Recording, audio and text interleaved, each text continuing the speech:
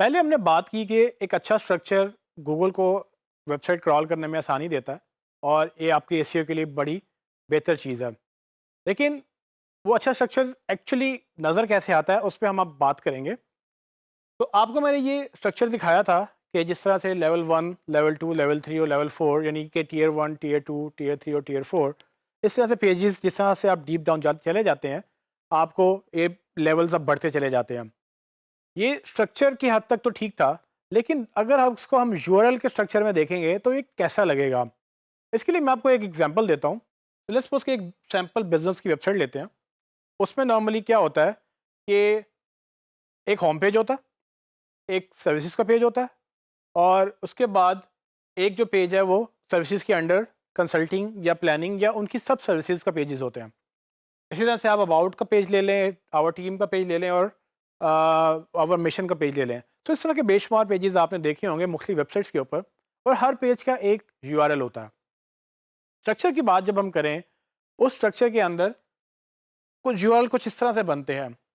सो अगर आप गौर करें तो होम पेज का जो abc.com मैंने कंपनी का नाम रखा है, होम पेज का जो यूआरएल है वो बेसिकली उसका होम जो यूआरएल है वही उसका होम पेज का यूआरएल है। यानी कि abc.com बेसिकली उसी का होम पेज है।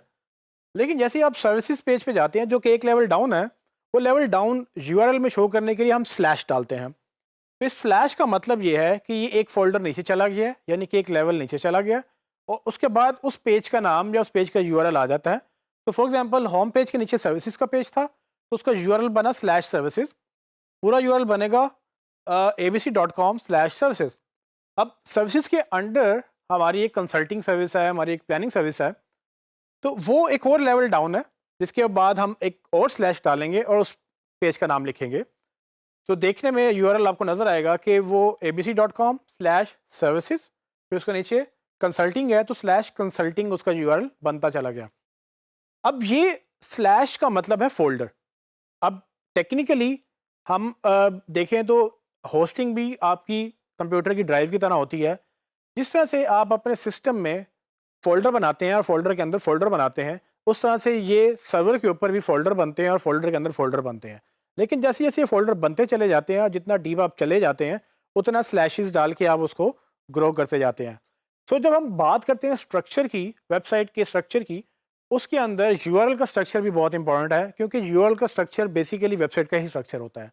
या आप यूँ कह सकते हैं कि जो वेबसाइट का स्ट्रक्चर है, वो अल्टीमेटली यूआरएल का स्ट्रक्चर बन जाता है। इस स्ट्रक्चर में आपने तकरीबन 3 चीज़ों का ध्यान रखना है। वो 3 चीज़ें क्या हैं? पहले तो ये कि आपका स्ट्रक्चर ऑर्गेनाइज़ होना चाहिए, फिर आपको 4 लेवल्स तक जाना है और तीसरा आपको सिमिलर पेजेस को ग्रुप करना है। पहले की बात करते हैं कि आपको अपने स्ट्रक्चर ऑर्गेनाइज़ करना है। तो जैसे कि आप एग्जांपल में देख सकते हैं कि होम पेज के अंडर सर्विसेज का पेज था और सर्विसेज के अंडर मैंने इंडिविजुअल सर्विसेज डाली। या कोई भी बिजनेस होगा वो एक मेन पेज होगा और उसके नीचे उसके सब पेजेस होंगे।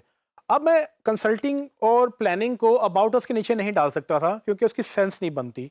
या अबाउट अस को सर्विसेज के नीचे नहीं डाल सकता, क्योंकि उसकी वहाँ सर्विसेज के नीचे सेंस नहीं बनती।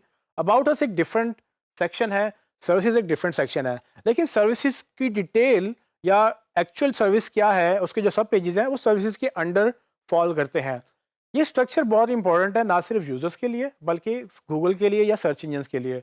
वो इस स्ट्रक्चर को फॉलो करते हैं और ये देखते हैं कि किस तरह से आपकी वेबसाइट प्रोग्रेस करती है।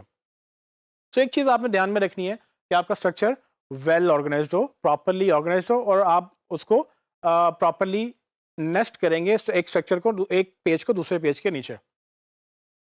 दूसरी चीज़ आपको जो अंडरस्टैंड करनी है कि ये जो लेवल्स आपको मैंने बताए थे, आप कोशिश ये करें कि लेवल 3 या मैक्सिमम लेवल 4 तक अपना स्ट्रक्चर ख़त्म कर लें।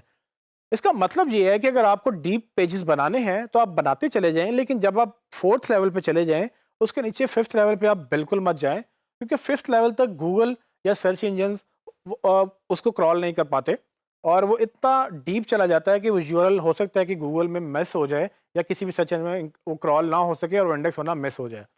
तो अगर आप अपने वेबसाइट का स्ट्रक्चर इस तरह से रखें कि होम पेज, उसके नीचे सर्विसेज का पेज, और उसके नीचे आपकी इंडिविजुअल सर्विसेज। लेकिन अगर आपको लगता है कि इंडिविजुअल सर्विसेज के नीचे भी आप फर्दर क्लासीफाई करना चाहते हैं, तो आप उसको दो कॉर्पोरेट कंसल्टिंग या किसी और तरह की कंसल्टिंग, अगर आपने कंसल्टिंग को भी डिवाइड करना है दो पार्ट्स में, तो आप वो भी पेजेस बना सकते हैं। लेकिन कोशिश ये करें कि उसके नीचे आप मत जाएं। अगर आपको उसके नीचे जाना पड़ता है तो कोशिश ये करें कि आप कॉर्पोरेट कंसल्टेंट को पेरेंट पे ले जाएं और उसके नीचे वो सर्विसेज डाल दें। सो ये स्ट्रक्चर कैसे बनेगा ये डिपेंड करता है कि बिजनेस क्या है और आपसे क्लाइंट क्या डिमांड कर रहा है और लोग उसको किस तरह सर्च करते हैं।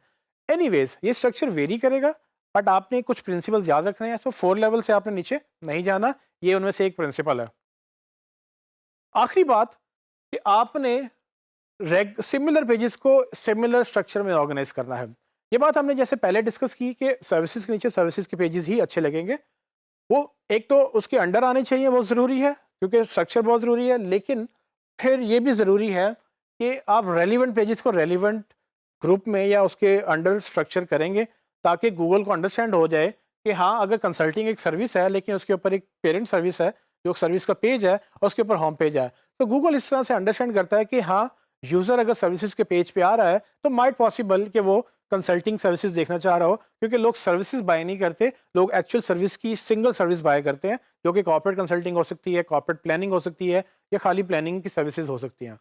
तो ये वेबसाइट ऑर्गेनाइज करने के डिफरेंट तरीके हैं जिसको आपको अंडरस्टैंड करना है, लेकिन एक चीज़ आपको याद रखनी है, आप अपनी वेबसाइट करें या आप किसी की वेबसाइट करें, गूगल हर वेबसाइट का स्ट्रक्चर मेजर करता है और उसकी बेस पे वो एसईओ में रैंकिंग्स देता है। तो आपने भी एसईओ में रैंकिंग अच्छी करने के लिए स्ट्रक्चर को बेहतर बनाना है।